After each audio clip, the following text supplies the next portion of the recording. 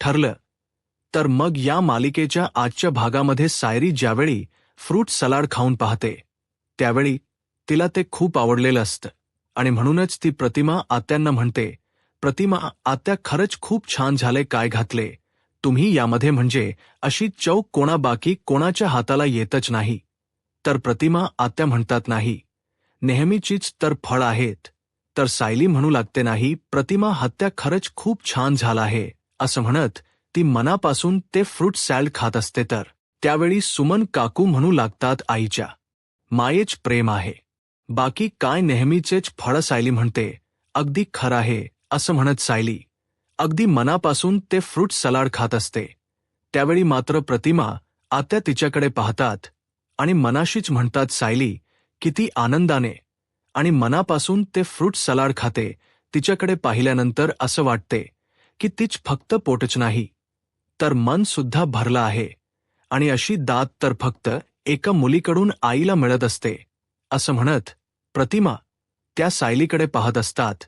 आणि हे सगळं काही ज्यावेळी प्रिया पाहते त्यावेळी मात्र प्रियाला खूप राग आलेला असतो.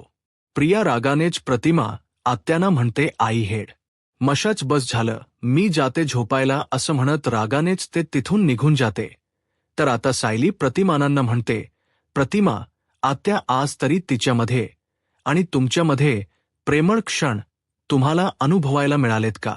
तर प्रतिमा म्हणतात, नाही तिच्यात आणि माझ्यात खूप अंतर आहे आणि मी उगाच ते पार करायला जाऊ देत ना, कारण ह्या सगळ्या गोष्टी बोलण्यात काहीच अर्थ नाहीये.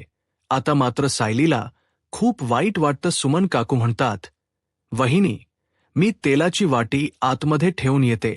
तर प्रतिमा आत्या म्हणतात, अगं तेल त्यात आहे, कारण तन्वीने ते नीट लावूनही घेतलं नाही. तर प्रतिमा सायलीला म्हणतात, सायली तुला तेल लावलं तर चालेल, ये ना मी तुला तेल लावते आणि ते तेल संपवते. सायली आनंदाने चालेल असं म्हणते आणि प्रतिमा त्यांच्या समोर बसते. सायली खूप खुश असते. प्रतिमांची आईसारखी मिळणारी माया तिला हवीशी वाटत असते. आता प्रतिमा आत्या सुद्धा अगदी आनंदाने सायलीच्या डोक्याची चंपी करून देत असतात. खरं सांगू का प्रतिमा आत्या, हो प्रियाला बघून मला सुद्धा माझ्या मनात इच्छा निर्माण झाली होती, परंतु उगाच तुम्हाला त्रास नको म्हणून मी काही बोलले नाही. तर प्रतिमा आत्या सायरीला म्हणतात, हो का अगं लेकीच्या केसांना तेल लावायला आईला कधी त्रास होतो का? पण हे तुला आता कळणार नाही. तू आई झालीस ना की मग तुला कळेल. आता प्रतिमा हत्यांच हे बोलणं सायली विचार करू लागते आणि प्रतिमा आत्यांना म्हणते, प्रतिमा हत्या तुम्ही या अगोदर मला असं तेल कधी लावून दिलं होतं का? प्रतिमा हत्या म्हणतात, नाही पण मला सुद्धा असं वाटते की आधी कधीतरी या गोष्टी घडल्या आहेत, आधी कधीतरी ही गोष्ट खडून गेली आहे. आता सायली आणि प्रतिमा हत्या दोघीही त्याच गोष्टीचा विचार करत असतात. तर दुसरीकडे साक्षी आता प्रियाला फोन करते. प्रिया रागानेच म्हणते साक्षीचा फोन, परंतु ती साक्षीचा फोन उचलते. प्रिया काही बोलण्या अगोदरच साक्षी म्हणते, प्रिया मी तुमच्या घरी येत आहे, आता सगळं काही तू मॅनेज करून ठेव. प्रिया म्हणते, तू वेडी झालीयस का? तुला काही कळतं का? तर आता साक्षी म्हणू लागते, मी हे सगळं काही फुकटात करत नाहीये, मी अगोदरच तुझ्या बँक अकाउंटला पैसे ट्रान्सफर केलेत, फक्त आता तुला सगळं मॅनेज करायचं आहे. प्रिया म्हणते, पण मी सुभेदारांच्या घरी नाहीये, मी आता किल्लेदारांच्या घरी आहे. तर साक्षी विचारते, मग आता घरी कोण कोण आहे? तर प्रिया म्हणू लागते, सायली अर्जुन नाहीये, पण सगळे सुभेदार तर पडीतच असतात ना, ते नेहमी खरीच असतात. तर साक्षी म्हणते, बरं ठीक आहे, आता मी सगळं काही मॅनेज करेन आणि तुलाही करावं लागेल, मी ठेवते फोन. आता प्रियाच काही बोलणं ऐकून न घेता साक्षी फोन ठेवते. प्रिया म्हणू लागते, हिच डोक वगैरे फिरले का? पण हिने जर काही चुकीचं भलत असेल तर केलं तर दुसरीकडे साक्षी म्हणू लागते, जर आता सायली अर्जुन घरी नसतील तर हीच योग्य संधी आहे सुभेदच्या घरी जाण्याची आणि सचिनला भेटण्याची. आणि आता काही झालं तरी मी जाऊन सचिनला भेटणार, जे होईल ते होईल असं म्हणत आता साक्षी सुभेदारांच्या घरी जाण्यासाठी निघालेली असते. तर दुसरीकडे किल्लेदारांच्या घरी आपल्याला पाहायला मिळतं प्रतिमाहत्या आणि सायली दोघेही विचारात हरवून गेलेले असतात. सुमन काकू त्यांच्याकडे पाहतात आणि त्यांना भानावर आणत विचारतात, कुठे हरवलात तुम्ही दोघेही? तर तेव्हा कुठे त्या दोघेही भानावर येतात. सायली खुश होते आणि प्रतिमा आत्यांना म्हणते, प्रतिमा आत्या असं म्हणत त्यांच्या दोन्ही हात आपल्या हातात घेते आणि म्हणू लागते, खरंच प्रतिमा आत्या काय जादू आहे ना तुमच्या हातात. तुम्ही माझ्या केसांना तेल लावलं आणि माझ्या मनावरचा ताण सगळाच निघून गेला. तर आता प्रतिमा हत्या सायलीला प्रश्न करत म्हणतात, सायली एवढा कसला ताण आलाय तुझ्या मनावर? तर सायली मनाशीच म्हणते, प्रतिमा हत्या खरं तर या क्षणाला आमच्या मनावर खूप मोठा ताण आहे, कारण प्रतिमाहत्या एक सत्य समोर आणायच, पण ते सत्य समोर आणल्यानंतर तुम्हा सगळ्यांचे आयुष्य बदलून जाईल आणि एक काही म्हणून तुमचेही आयुष्य बदलेल. या सगळ्या गोष्टीचा सायली विचार करत असते.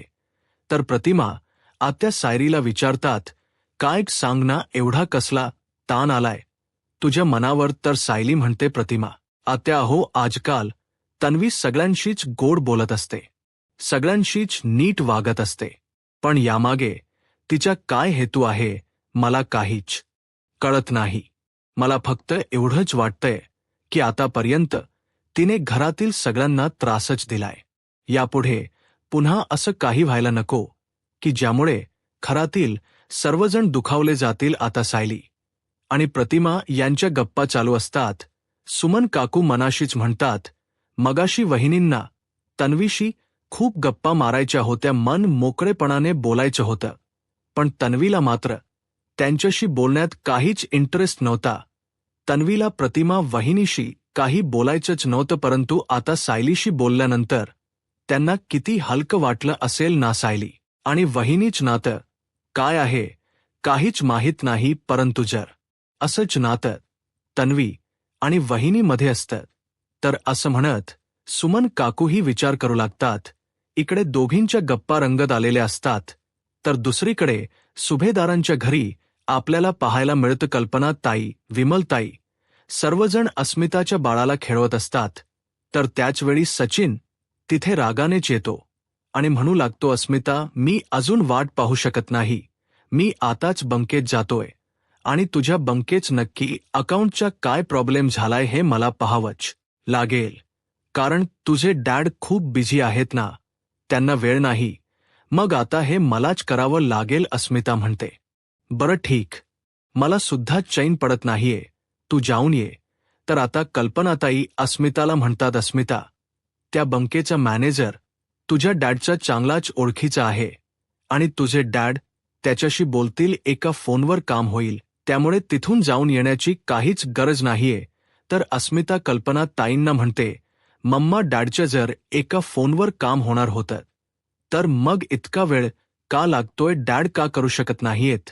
तर त्याचवेळी आता इथे साक्षीची एंट्री झालेली असते. साक्षी म्हणू लागते, जुने पुराण कापड द्या आणि नवी कोरी भांडी घ्या. साक्षीने वेश बदलत आता सुभेदारांच या घरी एंट्री केलेली असते. साक्षी आवाज देत म्हणते, ओ ताई, जुनी पुराणी कापड आहेत का? अहो लय झाक भांडी आहेत माझ्याकडे. तर आता कल्पना ताई विचार करू लागतात. तर विमल ताई म्हणतात, वहिनी अचानकच या ताई आपल्या घरी कशा काय आल्यात? तर कल्पना ताई म्हणतात, अग आपल्या बाजूच्या घरात येतात ना, त्याच कदाचित आल्या असतील, पण बरं झालं आली.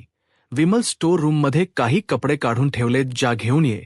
तर अस्मिता विमल ताईंना म्हणते, आणि हो माझ्या रूममध्ये जा आणि कपाटाच्या खालच्या कप्प्यामध्ये जे कपडे ठेवलेत ते घेऊन ये, म्हणजे छान कढी घेता येईल. तर विमल ताई म्हणतात, बरं ठीक, काही मी घेऊन येते. तर विमल ताई म्हणतात, आलेच मी. असं म्हणत विमल ताई आता कपडे आणण्यासाठी निघून जातात. तर कल्पनाताई म्हणू लागतात, मी बघते हा कढी. असं म्हणत कल्पनाताई बाहेर येतात. आता कल्पनाताई पुढे येण्या अगोदरच साक्षी त्यांना आवाज येत म्हणते, ओ ताई, थोडं पाणी मिळेल का? कल्पनाताई म्हणतात, बरं. असं म्हणत कल्पनाताई पाणी आणण्यासाठी मागे निघून जातात. आणि त्यावेळी मात्र साक्षीने मोकळा श्वास घेतलेला असतो. साक्षी कल्पनाताई समोर येणार म्हणून घाबरून गेलेली असते. तर इकडे सचिन अस्मिताला म्हणतो, मी जरा बघ जाऊन येतो असं म्हणत सचिन घराबाहेर पडतो. आता साक्षी सचिनला आवाज देते आणि म्हणते, साहेब जरा ही टोपली खाली उतरल का? अहो खरंच खूप लय जड आहे, हो जरा उतरवून द्या ना. तर आता सचिन अस्मिताकडे पाहतो. अस्मिता उतरवायला सांगते. त्यावेळी सचिन आता साक्षीच्या डोक्यावरची टोपली उतरवत असतो. त्यावेळी मात्र साक्षी आपल्या ख्या आवाजात सचिनशी बोलत म्हणते, बंकेत जायला वेळ आहे, पण मला भेटायला वेळ नाही. आता साक्षीचा हा आवाज ऐकल्यानंतर सचिनला धक्का बसतो. त्याला चांगलाच खांब फुटलेला असतो. तरुस दुसरीकडे किल्लेदारांच्या घरी आपल्याला पाहायला मिळतं सायली. प्रतिमा हत्याना म्हणते, रतिमा हत्या, एक मिनिट प्रतिमा हत्या. सायलीला म्हणतात, काय झालं? तर सायली म्हणते, प्रतिमा हत्या तुम्ही तर नेहमीच सगळ्यांची सेवा करताना मग तुम्हाला कोण मॉलिश करून देणार? थांबा, तुम्ही इथे बसा, मी तुमच्या केसांना तेल लावून देते. प्रतिमा हत्या म्हणतात, अगं नाही नको सायली, खरंच त्याची काही गरज नाही. सायली म्हणते, प्रतिमा आत्या प्लीज मला तुमचे लाड करू द्या ना, या इथे बसा. प्रतिमा हत्या म्हणतात, बरं ऐक ना, मी आजच केस धुतलीत, त्यामुळे तू केसांना तेल नको लावू, फक्त तुझ्या हातांनी मला डोक्याला जरा मॉलिश करून देशील का? तर सायली म्हणते, बरं ठीक आहे असो म्हणत सायली प्रतिमांना खाली बसायला सांगते. आता सायली प्रतिमांच्या डोक्याला मसाज करून देत असते. आता प्रतिमा सायलीला म्हणतात, सायली तुला अशी सवय आहे का? सायली विचारते, कोणती सवय? प्रतिमा आत्या म्हणतात, म्हणजे तुझ्या जर केसांना कोणी तेल लावून दिलं तर मग त्याला म्हणायचं, थांब मी सुद्धा तुझ्या केसांना तेल लावून देते. तर सायली म्हणते की हो, आश्रमात असताना सुद्धा मी असंच करायची. तर प्रतिमा हत्या म्हणू लागतात, बघितलंस का सुमन, सायली आणि तन्वीच्या सवरू किती सारख्या आहेत? तर सायली म्हणते, का काय झाले? तर सुमन काकू म्हणतात, अगं सायली, आज प्रतिमा वहिनीने तन्वीच्या 2 वेळा परीक्षा घेतल्या, पण दोन्ही वेळा ती मात्र फेलच झाली. प्रतिमा वहिनीने तिच्या आवडीच जेवणही बनवलं, पण तेव्हा सुद्धा तिने त्या जेवणाला नकार दिला आणि ठेवायची तितकी नावं ठेवलीत. तर प्रतिमा आत्या म्हणतात, आणि तेलाने मॉलिश करणं हे सुद्धा एक प्रकारची परीक्षाच होती, पण त्या परीक्षेत सुद्धा ती नपास झाली. मला वाटलं होतं की तन्वी म्हणेल, थांब आई, मी तुझ्या केसांना तेल लावून देते, पण असं काहीच घडलं नाही आणि शेवटी दोन्ही परीक्षेत ती नापासच झाली. आणि सायली, तुझी मात्र परीक्षाच नव्हती आणि तू मात्र पास झालीस. तर प्रतिमा सायलीला म्हणतात, सायली अग मला असं का वाटते की खरंच आपण दोघींनी एकमेकींच्या केसांना तेल लावून दिलं आहे? सायली म्हणते, प्रतिमा आत्या, असं जर घडलं असेल तर ह्या 2 वर्षात घडलं असेल ना, पण या 2 वर्षातली गोष्ट आपल्याला का आठवत नाहीये? आता मात्र प्रतिमा हत्या म्हणतात, मला तर काहीच कळत नाहीये, पण माझा प्रश्न मात्र तिथेच राहिला. तन्वीबद्दल माझ्या मनात प्रेम, माया, ममता किंवा आपुलकी, आपलेपणा, मातृत्व का वाटत नाहीये? तर सायली म्हणते, प्रतिमा हत्या, या प्रश्नाचं उत्तर मला माहीत आहे असं म्हणत ती मनाशीच म्हणते. प्रतिमा हत्या, जरी या प्रश्नाचं उत्तर मला माहीत असलं तरी सुद्धा काही दिवसातच तुमच्या समोर येईलच, पण तुम्हाला होणारा त्रास मला खरंच नको आहे आणि तो त्रास मला माहीत आहे. तर त्यासाठीच पण तुमच्या केसांचा सॅम्पल मला लागेलच ना, असं म्हणत सायली प्रतिमा त्यांच्या नकळतच त्यांचा केस सॅम्पलसाठी घेते आणि त्यांच्या केसांना मसाज करून देत असते. तर दुसरीकडे सचिन साक्षीला म्हणतो, तू तर साक्षी सचिनला म्हणते, तुला मी म्हटलं होतं की कोणत्याही परिस्थितीत मला भेटायला ये आणि तू आला नाहीस आणि म्हणूनच मला इथपर्यंत यावं लागलं. सचिन मात्र पूर्णपणे घाबरून गेलेला असतो. तर अस्मिताकडे पाहतो, परंतु अस्मिता मात्र बाळाला खेळवण्यामध्ये मग्न झालेली असते. यातलं काहीच माहीत नसतं. सचिन साक्षीला म्हणतो, साक्षी तुला कळतं का तू काय करतेस ते? अग इथे कोणी तुला ओळखलं तर प्लीज इथून निघून जा. तर आता अस्मिता सचिनला आवाज येत म्हणते, सचिन, अरे काय झाले, टोपली जड आहे का? सचिन म्हणतो, नाही, काहीच नाही, उतरवतोय ना, असं म्हणत सचिन घाबरतच ती टोपली उतरवतो. तर त्यावेळी साक्षी म्हणू लागते, लय उपकार झाले साहेब. तर कल्पनाताई आता साक्षीसाठी पाणी घेऊन येतात. परंतु साक्षीला पाणी कसं प्यावं काहीच कळत नसतं. कारण ती कल्पनाताई समोर चेहरा लपवत असते. तर कल्पनाताई म्हणतात, अगं काय झालं? तुला पाणी होतं ना, मग आता पी पाणी. परंतु साक्षी कल्पनाताईंकडे पाहते. तर त्याचवेळी अस्मिताच बाळ रडायला लागतं. अस्मिता त्याला शांत करण्याचा प्रयत्न करते, परंतु बाळ काही शांत होत नसतं आणि कल्पनाताई त्यासाठीच घरात निघून जातात. आता साक्षी सचिनकडे पाहते. तिला सचिनचा खूप डाग आलेला असतो. तर दुसरीकडे पाहायला मिळतं, आता इथे प्रिया मोबाईलमध्ये बिझी असते आणि ती आवाज देत म्हणते, आई, अग माझा ब्लू कलरचा ड्रेस कुठे आहे? सुमन काकू म्हणतात, थांब, मी शोधून देते, असं म्हणत आता सुमन काकू तिचा ड्रेस शोधण्यासाठी तिथून निघून जातात. तर त्याचवेळी आता प्रतिमा आत्यांना रविराज सरांचा फोन आलेला असतो. प्रतिमा आत्या म्हणतात, यांचा फोन आला आहे. आलेच आम्ही सायली, असं म्हणत प्रतिमा आत्या फोनवर बोलण्यासाठी निघून जातात. आता तीच संधी साधत सायली तिने घेतलेलं सॅम्पल आपल्या पर्समध्ये ठेवण्यासाठी येते. इथे मात्र प्रिया मोबाईलमध्येच असते आणि मोबाईलमध्ये पाहतच ती चालत असते आणि त्याचवेळी तिचा पाय अडखळतो आणि ती पडणार. तर सायली तिला सावरते. तर सुमन काकू आवाज देत म्हणतात, तन्वो, काय चाललंय? कुठे तुझं लक्ष आहे? जरा मोबाईल बाजूला ठेव आणि बघ ना खाली. तर प्रतिमा त्या म्हणतात, तन्व, तुला लागलं तर? नाही ना. प्रिया म्हणते, नाही, मी ठीक आहे. तर सायली प्रतिमा आत्यांना म्हणते, मी येते. हा प्रतिमा म्हणतात, बरं ठीक आहे.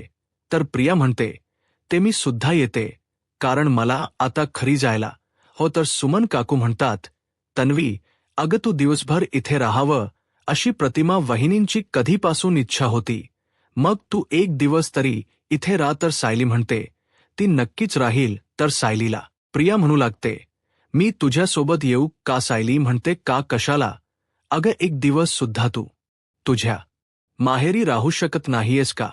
तर सुमन काकू म्हणतात, हो ना अगं तन्वी, एक दिवस तरी राह. तर प्रिया म्हणते, नाही, नको, मला खरी जावं लागेल. तर सायली म्हणते, का, कशासाठी? काही महत्वाचं काम आहे का? तर प्रिया म्हणते, महत्वाचं खरी काम नाहीये, परंतु जर इथे बाबा आलेत तर त्यांना आवडणार नाही आणि उगाच ते रागराग करतील, त्यापेक्षा मी खरीच जाते. प्रतिमा म्हणतात, तसं काहीही होणार नाही, कारण तुझे बाबा इतक्यात येणारच नाहीयेत, ते कोल्हापूरला गेलेत. पण तू राह ना. तर प्रिया म्हणते, आई, मी इथे न राहण्याचं कारण मी तुला खरं सांगू का? प्रतिमा म्हणतात, सांग ना. तर प्रतिमांना प्रिया म्हणते, मी जर खरी गेली नाही आणि ही जर माझ्या अगोदर खरी गेली ना, तर खर्चांचे कान भरवेल. ती माझ्याशी नीट वागतायत ना, तर ती पूर्वीसारखे वागण्यासाठी ही प्रयत्न करेल. तर प्रतिमा आत्या म्हणतात, ती असं का करेल? ती असं काहीही करणार नाहीये तन्वी. तर प्रिया म्हणते, हो का आई? अगं आई, आज मला आईने घराच्या किल्ल्या दिल्या होत्या, तिजोरीच्या चाव्या दिल्या. त्यावेळी तिने काय केलं ना हे बघायला तू तिथे हवी होतीस. तुला त्यातलं काहीच माहीत नाही. सायली म्हणते, मी असं काहीही करणार नाही. प्रिया म्हणते, पण माझा तुझ्यावर विश्वास नाही, त्यामुळे मी आता घरी जाणार. तर सुमन काकू म्हणतात, तन्वी, अग. तर प्रिया म्हणते, आई, अग नको एवढा विचार करूस, नको इतकी काळजी करूस, मी येईन ना परत. असं म्हणत प्रिया काही ऐकून न घेता घरी जाण्यासाठी निघालेली असते. तर त्याचवेळी सायलीकडे पाहते. सायली आपल्या पर्सची चैन लावते. तर प्रिया मनाशीच म्हणते, सायली, आपली पर्स इतकी घट्ट धरून का ठेवत आहे आणि मला स्वतः सोबत घरी घेऊन जायलाही तयार नाहीये? नक्की काय चालू असेल सायलीच्या मनात? परंतु सायली प्रियाला काहीच कळू देत नाही. तर आता सायली म्हणते, मी सुद्धा येते, असं मन सायली आणि प्रिया तिथून निघालेले असतात. तर दुसरीकडे सुभेदारांच्या घरी आपल्याला पाहायला मिळतं, विमलताई आता भरपूर सारे कपडे साक्षीच्या समोर घेऊन येतात आणि म्हणतात, हे घ्या ताई. विमलताई साक्षीला म्हणतात, हे सगळे कपडे आहेत, ते बघून घ्या आणि कोणत ते भांड द्या. तर साक्षी म्हणते, तुम्हाला हो ते भांड काढा. तर कल्पना ताई म्हणतात, नाही नको, आम्हाला भांडी नको आहेत, तू फक्त कपडे घेऊन ज्या. साक्षी म्हणते, असं कसं हो, तुम्हाला भांड घ्यावंच लागेल. तर अस्मिता म्हणते, मम्मग नको का बोलतेस, मला कढई हवी आहे. तर कल्पनाताई म्हणतात, बरं ठीक आहे चल. असं म्हणत आता अस्मिता सुद्धा बाहेर येते. आता इथे विमलताई भांडी बघून घेत असतात, तर साक्षी ते सगळे कपडे आपल्या गाठोड्यात ठेवत असते. सचिनला मात्र चांगलाच खांब फुटलेला असतो, तो घाबरून जातो. तर इकडे कल्पनाताई अस्मिता कढई पाहत असतात. आता सचिन अजूनही तिथेच असतो आणि म्हणूनच अस्मिता म्हणते, सचिन, अरे तू बंकेत जाणार होतास ना, काय झालंय, तू अजून निघालासच नाहीस. सचिन म्हणतो, हो जाणार होतो, पण तेवढ्यात लक्षात आलं, लंच ब्रेक झाला असेल ना, उगाच तिथे वेळ फुकट जाईल, म्हटलं उशिरा जाईल. तर अस्मिता म्हणते, बरं ठीक आहे, तू एक काम करतोस का, बाळाला घे, मी जरा कढई बघते, भांडी बघून घेते. तर आता सचिन म्हणतो, बरं ठीक आहे. आता अस्मिताच्या बाळाला ज्यावेळी सचिन हातात घेतो त्यावेळी मात्र साक्षीला खूप राग आलेला असतो. ती रागाने सचिनकडे पाहते. तर अस्मिता आता भांडी पाहत असते. अस्मिता म्हणते, बरं ठीक आहे ताई, आता ही कढई, हे पातेल आणि अजून ती भांडी आम्हाला द्या, कारण आम्ही एवढे कपडे चांगले चांगले दिले आहेत. साक्षी म्हणते, नाही हो ताई, तसं नाही चालायचं, एक कढईच तुम्हाला मिळेल.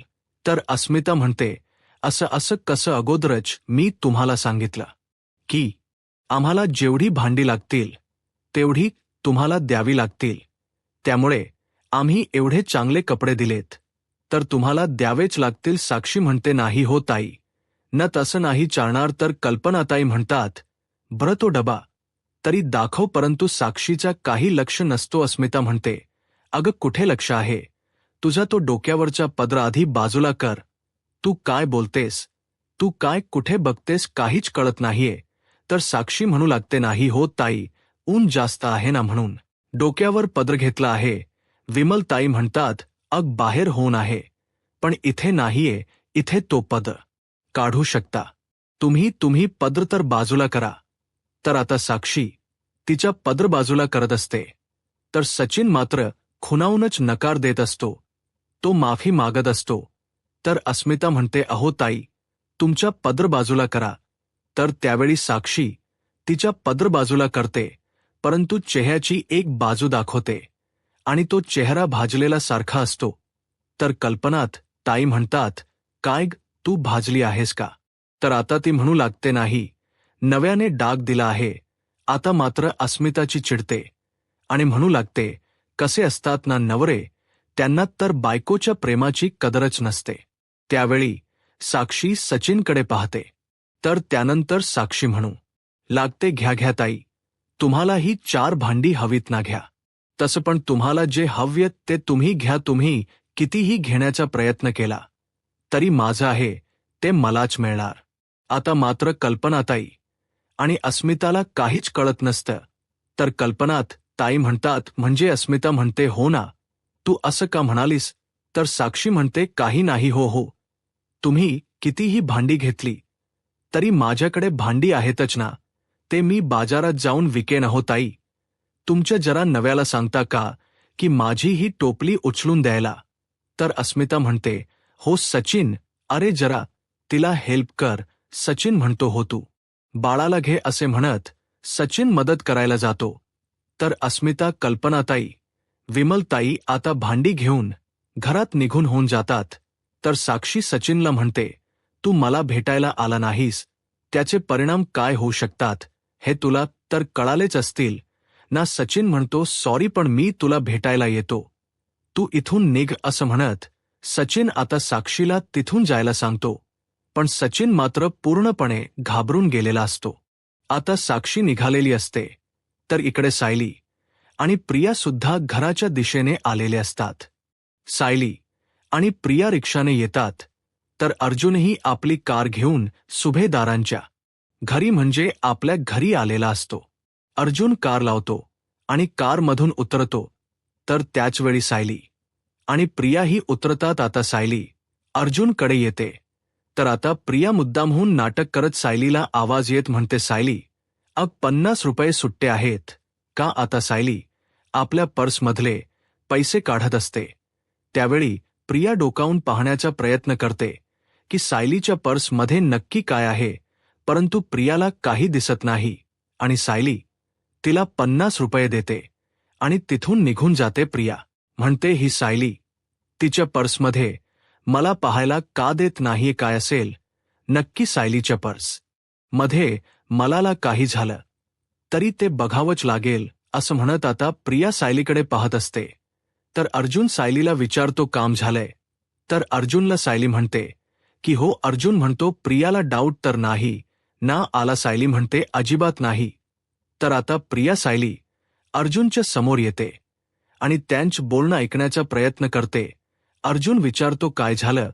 प्रिया म्हणते, काही नाही, जाऊयात ना आतमध्ये? अर्जुन म्हणतो, तू जा, आम्ही येतो थोड्या वेळात. सायली म्हणते, हो तू पुढे जा, आम्ही येतोच असं म्हणत आता सायली प्रियाला पुढे जायला सांगते. आता रिया मागे बघत पुढे जात असते. तर आता साक्षी सुद्धा घराकडे पाहतच पुढे निघालेली असते. दोघींच्याही लक्ष नसतो आणि दोघीही एकमेकींच्या समोर येतात आणि त्यावेळी दोघींच्याही धक्का लागतो आणि साक्षीच्या डोक्यावर असणारी सगळी टोपलीतली भांडी खाली पडतात. आता सगळ्या भांड्यांचा आवाज येतात. सायली अर्जुन मागे येऊन पाहतात, तर इकडे साक्षीला पाहताच प्रिया खूप चिडलेली असते आणि म्हणू लागते, कोण आहेस तू आणि आमच्या घरी काय करतेस? आमच्या घरी काही चोरायला वगैरे तर आली नव्हतीस ना? आता साक्षी रागानेच म्हणते, तुझ्या घरी चोरण्यासारखी फक्त एकच व्यक्ती आहे आणि त्याच व्यक्तीला चोरण्यासाठी मी आले होते. साक्षीचा आवाज ऐकतात प्रियालाही चांगलाच खांब फुटलेला असतो. साक्षी तिचा चेहरा प्रियाला दाखवते, तर प्रिया म्हणते, तू तर साक्षी म्हणते, आता माझं तोंड काय बघत बसली आहेस? मला मदत कर आता. साक्षी आणि प्रिया पटापट्टी भांडी भरायला घेतात आणि प्रिया लगेच ती टोपली साक्षीच्या डोक्यावर ठेवते. साक्षी तिथून निघून जाते. सायली अर्जुन तिथपर्यंत आलेले असतात, परंतु त्यांनी काही साक्षीचा चेहरा पाहिलेला नसतो. तर आता सायली प्रियाला विचारते, कोण होती ती? बोरणी होती का? तर प्रिया म्हणते, नाही, मला माहीत नाही. तर सायली म्हणते, या तर आपल्या घरी कधी येत नाही. प्रिया म्हणते, मला नाही माहीत, चला आपण जाऊयात का? सायली म्हणते, बरं ठीक आहे. आता सायली अर्जुन पुढे निघून जातात, तर इकडे प्रिया मनाशीच म्हणतात, प्रेमात लोक इतकी वेडी होतात का? म्हणजे या साक्षीकडे पाहिल्यानंतर मला तरी तसंच वाटते. आज जर सायली अर्जुनने हिला रंगे हात पकडलं असतं तर प्रिया घाबरून गेलेली असती. प्रिया म्हणते, हिच्यासोबत मी सुद्धा गेली असती, मग जेलमध्ये. आता सायली अर्जुन प्रिया सर्वजण घरात येतात.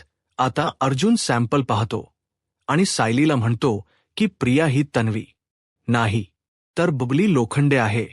याचा सायंटिफिक पुरावा आपल्या लवकरच हातात असेल. तर सायली म्हणते, पण प्रियाने जर काही बदल केला नाही? तर अर्जुन म्हणतो, नाही, आता ती काहीच करू शकत नाही, कारण आता आपला तिच्यावर लक्ष आहे.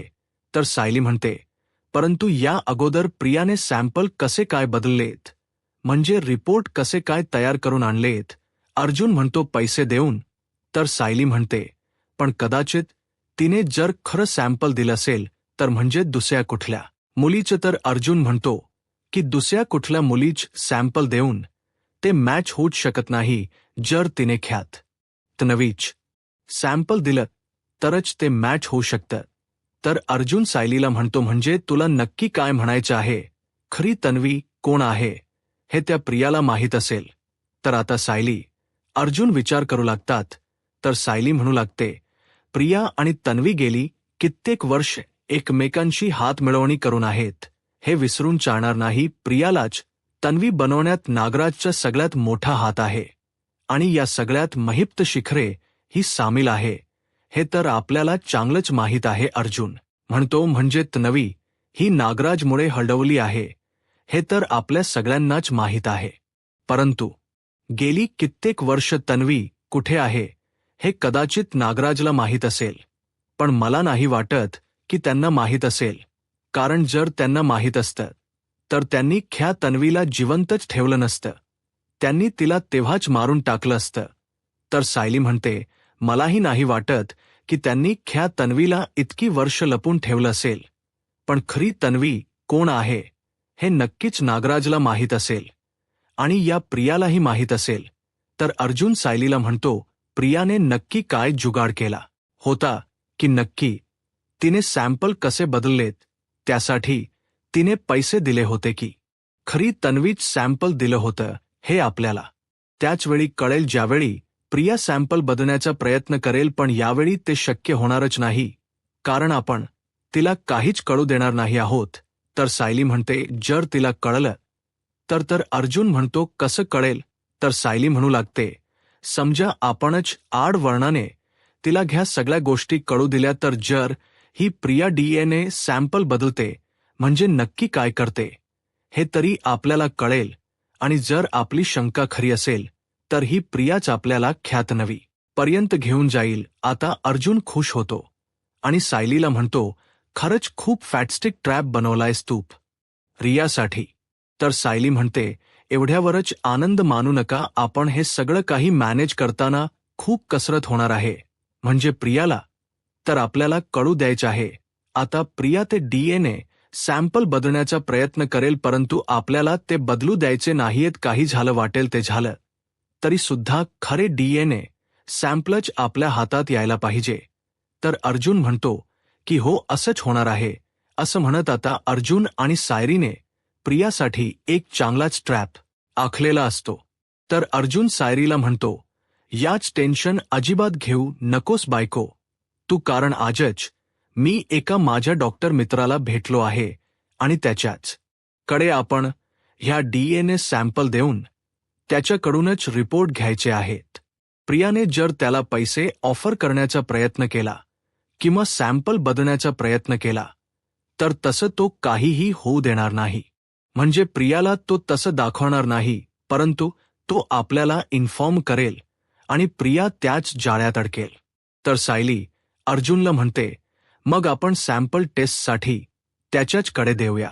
तर आता सायली आणि अर्जुन यांनी खूप मोठा सापळा रचलेला असतो आणि त्यानुसारच अर्जुन प्रियाच्या नावामागे एक खून करतो आणि सायलीला म्हणतो, प्रियाच्या नावासमोर आपण अशी खून केली आहे, त्यामुळे जरी प्रियाने सॅम्पल चेंज करण्याचा प्रयत्न केला तरी सुद्धा आपल्याला कळेल की हे आपण दिलेलं सॅम्पल आहे. अर्जुन म्हणतो, अगोदर मी हे सॅम्पल लॉकरमध्ये ठेवतो आणि लॉक करतो. सायली म्हणते, अहो ऐका, तुम्ही लॉक करू नका. अर्जुन म्हणतो, का? तर सायली म्हणते, तुम्ही जर लॉक केलात तर ते सॅम्पल प्रियाच्या हाती लागणार नाही. जर आपल्याला सॅम्पल प्रियाच्या हाती द्यायचे असेल तर ते समोरच ठेवावं लागेल. आता आपण तिच्या समोर काही बोललो तर ती नक्कीच सॅम्पल शोधण्याचा प्रयत्न करेल आणि ते सॅम्पल तिच्या हाती लागायला हो. तर अर्जुन म्हणतो, पण तिला कसं कळेल की हे सॅम्पल ड्रॉवरमध्ये आहे? तर अर्जुनला सायली म्हणते, नक्कीच कळेल. आपल्या तोंडातून एक शब्द जरी निघाला ना तरी सुद्धा तिला पुरेसा आहे तो. आणि आता किचनमध्ये आवरावर करण्याचं नाटक करत ते तिथेच असेल, मग वेळ कशाला घालवायचा, आता जाऊयात. तर अर्जुन म्हणतो, गुड आयडिया असं म्हणत सायली अर्जुन आता खाली येतात. तर सायली म्हणाली त्याप्रमाणे खरंच प्रिया आता किचनमध्ये रेंगाळत असते. प्रिया विचार करत म्हणते, सायलीने नक्की तिच्या पर्समध्ये काय ठेवले आणि तिने पर्समध्ये काय ठेवले हे नक्की कसं शोधून काढायचं. आता सायली आणि अर्जुन खाली येत असतात. तर सायली अर्जुनला म्हणते, मी पाणी न्यायला का आले? तर तुम्हाला लगेच मागे मागे यायलाच हवं होतं का? अर्जुन म्हणतो, नाही, तेवढी शतपावली होईल. सायली म्हणते, बरं, पण मी सुद्धा पाणी न्यायला कशी विसरली, मला काहीच कळालं नाही. आता प्रिया तिथे आहे हे सायलीला चांगलंच माहीत असतं ठरल्याप्रमाणे. आता अर्जुन सायलीला म्हणतो, बरं ते जाऊ देत, मी तुझ्याकडे एक महत्त्वाची वस्तू ठेवायला दिली होती, तू नीट ठेवली आहेस ना? सायली म्हणते, हो, तुम्ही काळजी करू नका. तर अर्जुन म्हणतो, नाही, याबद्दल प्रियाला काही कळायला नको. सायली म्हणते, अहो हळू बोला प्रिया, ऐकेल. तर अर्जुन म्हणतो, ती कुठून ऐकते, ती आता झोपली पण असेल. सायली म्हणते, हो ते तर आहेच, पण तुम्ही अजिबात काळजी करू नका. तर अर्जुन म्हणतो, कारण आपल्याला मिळालेला तो सगळ्यात मोठा पुरावा आहे, तो मिस व्हायला नको. सायली म्हणते, नाही होणार आणि कोणाला काही कळणारही नाही. अर्जुन म्हणतो, बरं ठीक आहे, मग आपण जरा शतपावली करूयात का, गार्डन फेया मारूयात. सायली अर्जुनला म्हणते, असं म्हणताय चला. तर मग असं म्हणत सायली आणि अर्जुन तिथून निघून जातात. आता लपून राहिलेली प्रिया लगेच मानवर काढते आणि म्हणू लागते की बापरे, म्हणजे माझी शंका खरी ठरली. तर सायलीने नक्कीच काहीतरी लपून ठेवलं आहे. आता सायली अर्जुन नाही येत तोपर्यंत आता मला सायलीच्या रूमची झडती घ्यावीच लागेल.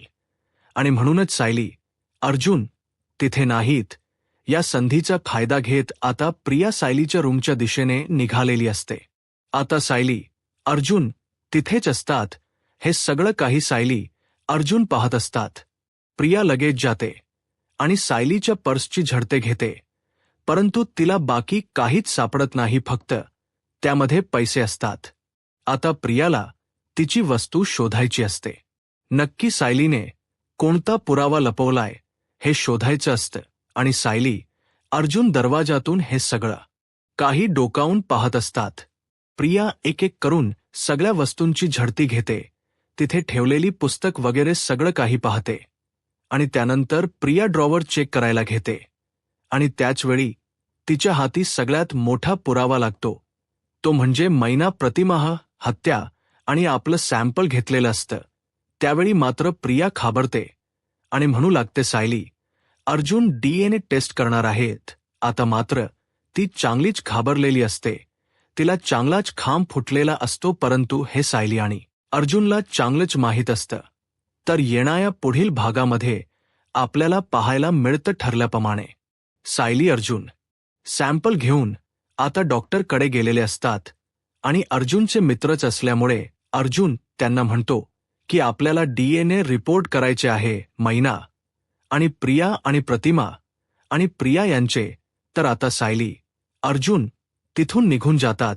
त्याचवेळी प्रिया त्या ठिकाणी पोहोचते आणि आपल्याकडे असणारे सॅम्पल त्या डॉक्टर जवळ देते आणि म्हणू लागते, तुम्हाला सॅम्पल चेंज करायचे आहे, प्रियाच्या ठिकाणी हे सॅम्पल ठेवायचे आहे. या प्रियाच सॅम्पल. तर ते म्हणतात की हे शक्य नाहीये. तर प्रिया आपल्या हातात असणारा दागिना त्यांना देते आणि म्हणू लागते, जर तुम्ही माझं काम केलं तर तूही वस्तू तुझी. आता खरंच सायली अर्जुनच्या ट्रॅपमध्ये प्रिया अडकेल का, प्रियाच सत्य आता जगासमोर आणल्यास सायली अर्जुन यशस्वी ठरतील. यूट्यूब चॅनलला सबस्क्राईब करा आणि व्हिडिओ लाईक करा. धन्यवाद.